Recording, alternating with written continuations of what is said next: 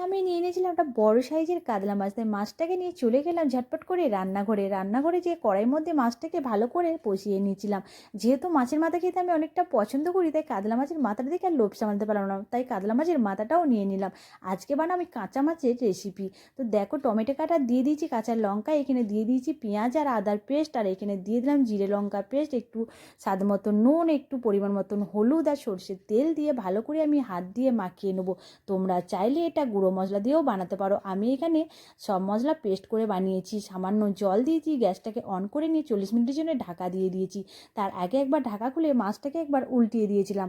এখন দেখতেই পাচ্ছ আমার মাছের থেকে তেল কিন্তু ছেড়ে দিয়েছে। এখন উপর থেকে একটু ধনেপাতা আর কাঁচা লঙ্কা ছড়িয়ে দিলাম।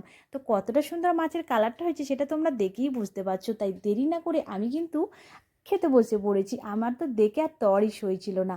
তো তোমরা চাইলে এভাবে একবার বাড়িতে বানিয়ে দেখতে পারো। একদম সত্যি, তোমাদের মুখে কিছু বলবো না, একবার বাড়িতে বানিয়ে খেয়ে দেখবে, তখনই বলবে সত্যি করে অসাধারণ হয়েছিল। আমার ভিডিওটা ভালো লাগলে অবশ্যই একটা কমেন্ট করে দিও। সবাইকে টাটা।